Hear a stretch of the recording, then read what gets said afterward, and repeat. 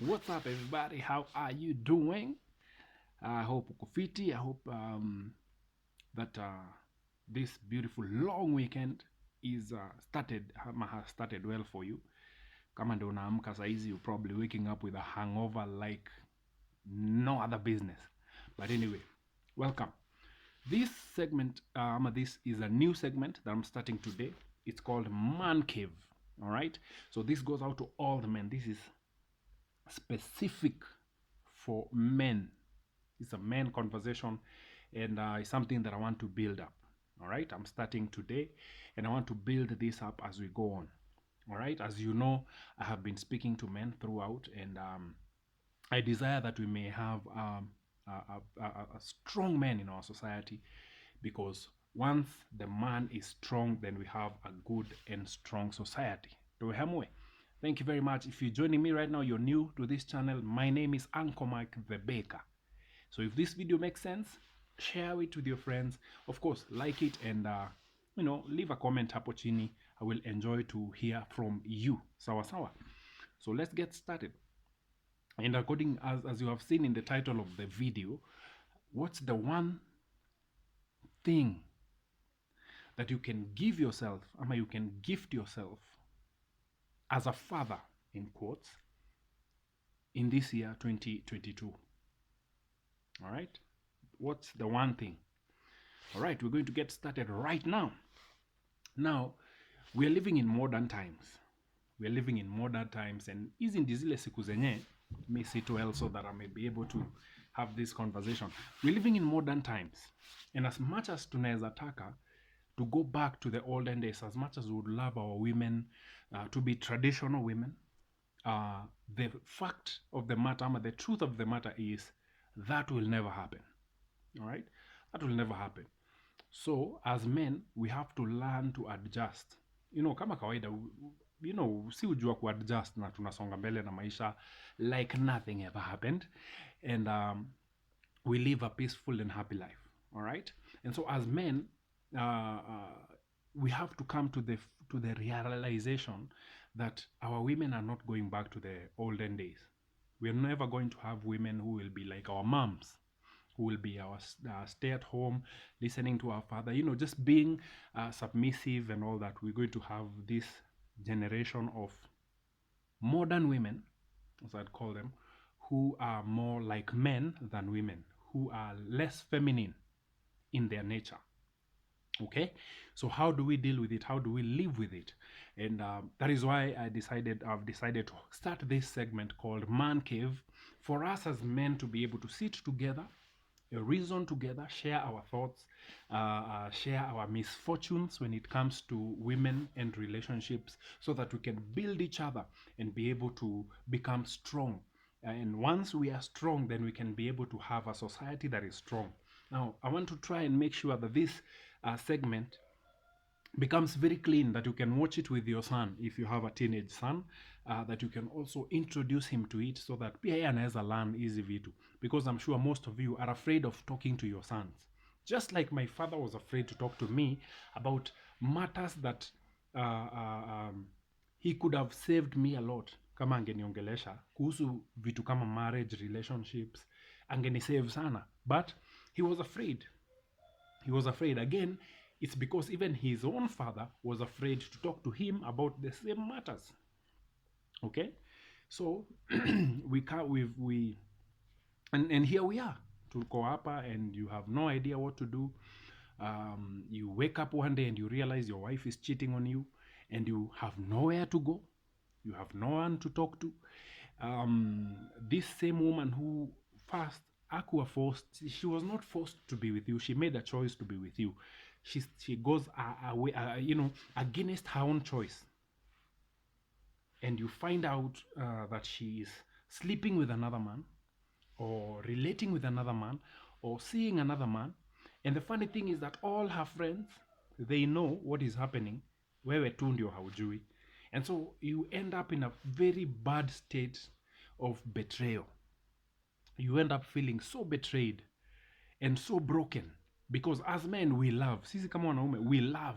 Kwa kupenda hatufunzagwi, it is natural, we love, and we just take what we love and we build it up and we mold it. I mean, if you're like me, um, I love, mi ninapenda, I bought a very old bike. I took it, I changed things here and there. I bought new parts, new tires, new this, came and fixed the engine, nini nini, and when you see that bike today, it is as good as new. Why? Because we know how to love and just build up and make what we want from what we have. All right?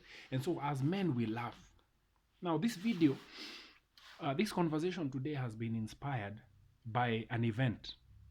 So I think it was this week or last week, or I'm going to work and I'm on the highway, I'm riding, I'm going to work, and a few meters mbele yangu nika notice kuna jam.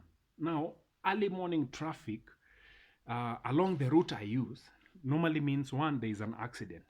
There is an accident on the highway, and so there are so many, because of the onlooker, some of the looking committee, unakuta kunakuwa na a lot of traffic, and that journey becomes, and there is a lot of commotion. So I decided to use, I mean, mse wa bike, if you're a biker, you know the Tupanya routes. So I decided to use a Kapanya route there. Apparently haikuwa jam, it was caused by this whole scarcity of fuel, and so kulikuwa na laini ya from a petrol station along the route I was using, ambayo ilikuwa imekuja imeingia hadi kwa barabara. And so because of that, the traffic was backed up and it was very slow, and I just wanted to go to work, nimalize ke nafanya nirudi home. All right? So kuingia kwa Kapanya route, this route I was using, it's a deserted route. Ainanga watu, ainanga, it's just like a nice Kapanya route you go through, unatokea mbele ya traffic, and you're able to go to work on time and save all those minutes ungekaa hapo nyuma ya magari. So I go in, and niko tu hapo ndani, I remember I said it's a deserted route, ainanga magari. So there is this car, either Toyota Noah or Voxy, one of those two big vehicles, you know them. Imesimama mahali amepark. So mi nakuja, niko shughuli zangu, I have no issue, mi sina time ya kushinda nikiangalia watu ama whatever you're doing.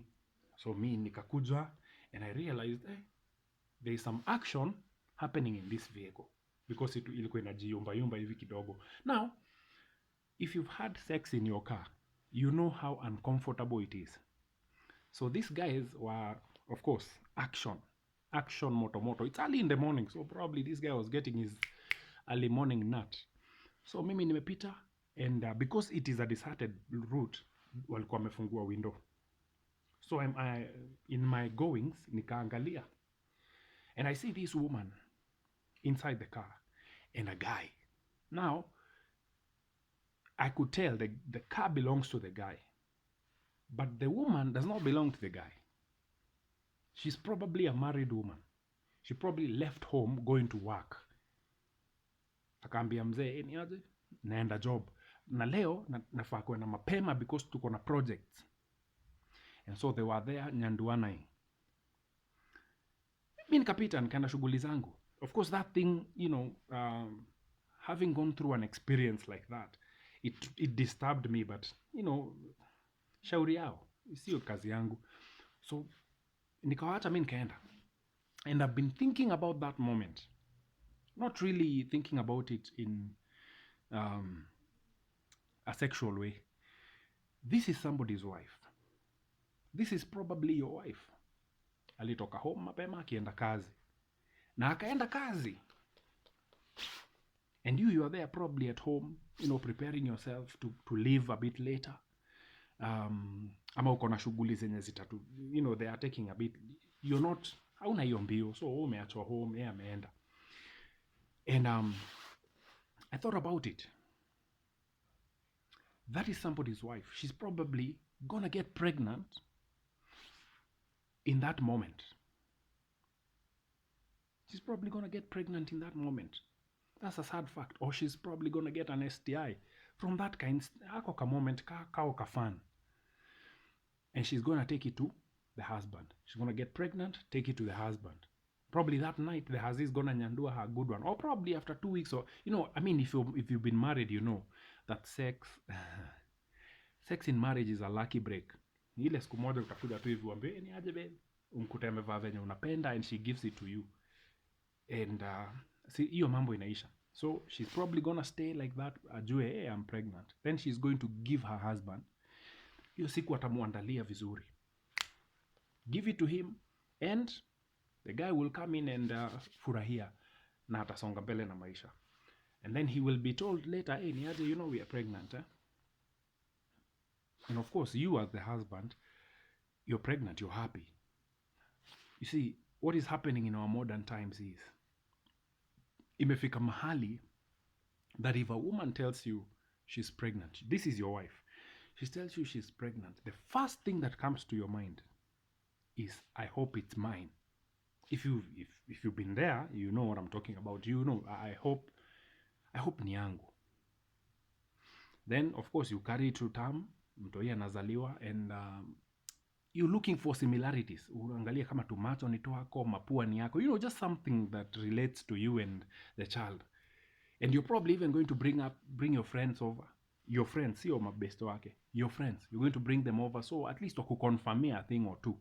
When the child is born, you'll be looking at, namnafanana by the mtoi mapua yake ni yako, mtoi your forehead ni yako, and you'll be satisfied, and utasonga mbele na maisha like nothing ever happened. Now, most of you like me who are single now, after marriage you're now single, a chick is going to come to your house na atakupatia. Before akuje alikuwa amekuliwa na msee mwingine huko who is a loser, ama who is ni wala wase ni player, so the guy is not really interested. So the chick is looking for somebody responsible, and she's going to come to your house pregnant. Now wewe, because you don't have condoms in your house, or you don't have any safety measures, you haven't gone for a vasectomy, utaingia hapo raw, and a month later you're going to be told, hey, ni aje babe, you know what, I'm pregnant. Now for anyone who's single, you're probably just going to take it zile za sawa, utalea mtoi. But listen to me, gentlemen, the best gift you can ever give yourself in this year 2022, and hear me good, is a DNA test.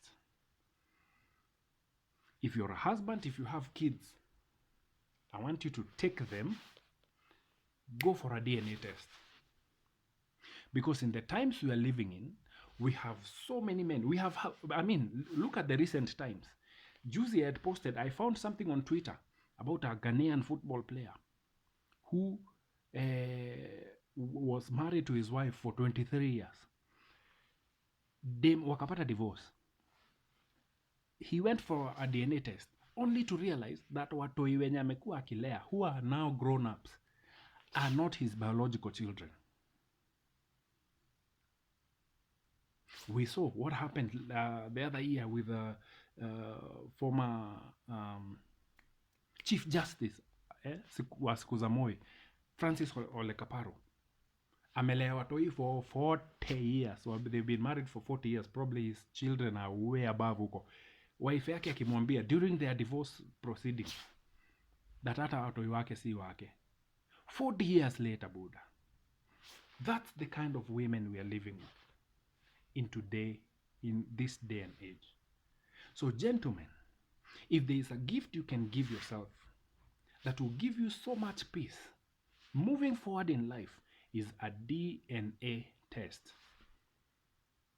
If you're in a co-parenting situation, which is normal in our times, hiyo sio big deal sahi. When your toy comes for visitation for the weekend, why don't you take them and go get a swab? Get that DNA test. Because chances are that the toy you're raising as yours is not even yours. Chances are that the children you have been raising all these years are not your children.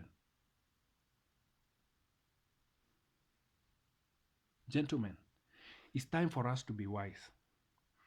Mademu ametuchezea, And it's about time for us to think and think again. I've seen so many men cry. So many men. Ever since I started doing these videos, I've had a number of men coming to my inbox, calling me later, who have my number, and we talk and they share their stories. And it breaks my heart to hear how women flip and do things that are weird. Unashindwa, huyu ni ule mtu mlikuwa mnalala naye kitanda moja. It breaks my heart to see so many women cheating on their men, na wazee wao hawajui. I was there. I was married. Bro, my wife cheated. All her friends knew. Mimi tu ndio sikuwa ninajua. The day she left, people started opening up to me. Hey, Buddha, let me tell you something. Ile siku, I was told things. Mpaka saizi, if I'm to see that woman, I will not even say hi to her, my friend. Because as men, when we love for real. But it's time for us to wake up. If your woman has been playing games with you, kama demu yako ama wife yako alichukua watoi akaishia, when they come over, please do a DNA test. It will save you a lot. A DNA test is 20,000 Kenyan shillings, 20. If you have 2 kids, that is 40 Gs. The same way you save for vacations, save up money, go get a DNA test. Flip the game on these beaches, manze. Wametuchezea sana. And it's about time for us to wake up. Now, the reason I'm talking about this is because I've seen so many. Me, when I go to the club occasionally, I don't go all the time, I go occasionally, and I see some beautiful chicks coming in there, young tutoiz nini. Ukienda lu hivi unakuta wakidinywa kwa lu. No day matakuja kwako one day with a toy. And this goes out to the younger men who are watching this. You're not married, you're still in college, yeah? And you have this kachik who is she has a toy. I see them. Wanakulwa kila time. They enjoy that moment. But atakuja kwako siku moja na mtoi. And he's going to give you this statement. A real man is one who heals a heart he didn't break and takes responsibility for a child he didn't make. That is bullshit. I'm not, mi si cho, ati unaenda wakati unajisikia. No. Ati a real man is one who heals a heart he didn't break. Buddha, if you have a broken heart, heal it by your damn self. Ladies, if there's a lady watching, if you have a broken heart, ebu iponye peke yako, leave me the fuck alone. And takes responsibility for a child he didn't make. Ate, ukikuliwa kwa choo tulikuwa na wewe? Ukikuliwa kwa gari, uko kwa gari kwa street, tulikuwa na wewe? No. So, leave me the fuck alone. If you can take care of the child, mpeleke kwa babake. Kama babake hamtaki, mlee, mpeleke kwenye home. It is sad the life we're living right now. And the funny thing is, you will catch your woman. She will give you this very sob story about how bad things went with and you're going to be Captain Save a Ho here, taking her back or taking her with you. Where? I'm not doing that. And gentlemen, it's time for us to wake up. Tumechezewa muda mrefu. If we do not wake up, the things that we are going to see in the coming times are going to shock us to death. So number one, take a DNA test for your kids. Make sure wote ni wako. And especially if your woman has been giving you a lot of disrespect. Probably anakuangalia hivi anasema sasa hiki na hata akizai nipea kitu. Sasa hiki na hata akifiki bei. And you are there like a puny. You better take a DNA test. And if you as a young man, you meet a woman and she's a single mom, bro, toka mbio. Because that woman has no intentions for you. She will give you a statement that will leave you wondering. And nowadays they call them heroes. Kwa nini they do it to us? Hapana, no. Now, if you're a Christian, probably you're going to, utaingizwa when you go for counseling. Tambio, oh, a real man is one who heals the heart he didn't break and takes responsibility for a child he didn't make. Na utaingia na uingie vizuri. And you're going to take this person and she's going to mess your life up. Remember, no man wants to take care of another man's child. I have never seen. I have dated single moms, so several, but I've never, ever, ever in one point in my life wanted, desired to take care of the child. Si wangu. Wacha nikae bila. Let me go for a vasectomy. Stay without. Haina hasara. I mean, hakuna kitu na lose. Gentlemen, we have to wake up. In this year 2022, I know vitu zingine zinawagonga by surprise. I know most of you have found out so many things zenye zinawapiga. I know, I've been there. Betrayal is the toughest thing you'd ever feel. Betrayal, unalala mtu kwa bed moja na anakucheza. That will crush you in a way. I know. I lived the last year of my marriage, the final year. It was 2020 to 2021. Hapo. The worst points of my life ilikuwa hapo. Bro, I was walking wishing to die. Every single day I wake up, I wanted to go out there and just die and never come back here. Because of betrayal. Because I loved this woman, I poured everything that I had for her. Bro, nilijinyima kila kitu for this particular human being, and she still went out. That thing crushed me to death. I know you're probably going through the same. I've seen you guys calling me, texting me, inboxing me, telling me what you're going through. Take a DNA test. Verify kama mtoi ni wako ama si wako. Kama ni wako, take full responsibility. Usimwachilie aende akue huko nje kama kichaka. Take full responsibility. If the toy is not yours, you decide what you want to do with your life. You decide. You be the real man they are talking about. I'm not going to be one, but you go be that person. All right? As I conclude, I want to say this. There are two things. This goes out to anyone who is spiritual. We are now in Easter season. This is Easter. And at the same time, Ramadan is happening. This is the very first time ever in my lifetime, I have seen two religious events happening at the same time. Well, we used to have Ramadan during Christmas, but this time it's Easter. It's Easter weekend, and at the same time we have the Ramadan for the Muslims that is going on. They're fasting and they're going through their period of Ramadan. And the Bible says, this goes out to men, and especially to you who is a Christian. The main reason why God was angry at Adam is not because he ate the fruit. It's not because it's not because aliongea na nyoka or anything. The main reason why God was angry at Adam is because he listened to his wife. He listened to his wife. That is the main reason why God was mad.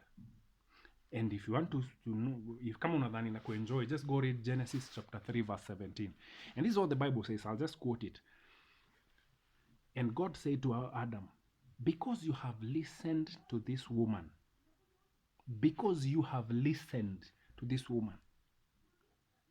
cursed will be the ground you till in. Two things I get from that. Number one, Adam listened. When I was going through my moment, I talked to a group of men. Nilikuwa mse wa church. So I went, talked to a group of men, and they told me, hey, listen, bro, listen to your wife. Big mistake, because I listened to her. That's why I stayed in a dead marriage for as long as I could. I listened. The biggest mistake today we are making in the life, in the times we are in, as men, we are listening to these people. You are the one who should be the voice. But the second thing I love about that verse is that God hakucurse Adam, alicurse ground yenye Adam anakulia. Hakucurse Adam, alisema utakula kwa jasho. hakumcurse. God cursed the woman, utazaa watoto kwa uchungu. It happens to this day. But to Adam, he didn't curse him. What does that mean? Adam still kept his place. That is the place of dominion. Yes, alitolewa kwa garden, but bado keep place yake, the place of dominion, the place of authority. That is the first blessing that God gave Adam. Be fruitful and multiply. Take dominion and authority over everything that I've made. God still kept Adam in authority, his place of authority and dominion. He cursed the ground, not Adam. So for those of you who've been imewekwa kwa kichwa yako that you are cursed, you are not cursed, you are blessed. As a man, you are blessed. Be the man, take authority. Take authority, be the voice. Hii maneno ya kushinda ukiambiwa saa yote, that is not your place. Take authority. Stop listening to these people. You be the one they listen to. Be the one they listen to. Another verse I'm going to read, I'm going to finish here now. There's a king in the Bible called King Solomon. This is a man who had 1,000 women to his disposal. 1,000. 700 wives, 300 concubines. Now, as he was coming to die, he spoke something that normally you're not taught in church. Hizi ni zile scripture zo tupo kando because they don't go according to mahali kapesa kanatoka. And he said this in the book of Ecclesiastes chapter 7 verse 28. Leo nakupreachia Buddha. He says this: 1 in 1,000 men, 1 in 1,000 wise ama prudent men I have found. 1 in 1,000. But I have not seen a woman. 1 in 1,000 prudent ama intelligent ama whatever your Bible says. Go read Ecclesiastes 7:28. 1 in 1,000 men who is prudent I have found, but I have not found a woman. Not one. This is a man who had 1,000 women at his side. Angekohoa hivi mmoja atokea, kohoa hivi mwingine atokee. But he said he has not found one woman out of 1,000 who's prudent. So gentlemen, stop listening to these people. King Solomon said it. Wewe haujafikisha hata 1,000 kwa rotation yako. I'm sure hata hujafikisha 100. I'm sure hata hujafikisha 20. Naka umeenda sana hujafikisha 10 in your rotation, in your daily rotation of women. It is time for us as men to wake up. Thank you for joining me today. This is definitely Man Cave, and we shall continue doing videos like this. I'll try and make sure that I have videos like this every week for men on this segment called Man Cave. Sawa, because I want us as men to wake up. It's time for us to wake up. We have been lied to. We have been taken for granted. The woman you sleep next to does not see any value in you. Despite what you do, she is never happy. And it's time for you and I to wake up. Because if we don't, tutakanyagwa chini kama shonde. Thank you, gentlemen, for joining Man Cave today. Enjoy your weekend. Don't do anything I wouldn't do. Don't drink and drive. And please, stay safe out there. And remember, you are not cursed. You still have your place of authority and dominion. Find it and operate in it unapologetically. Bye.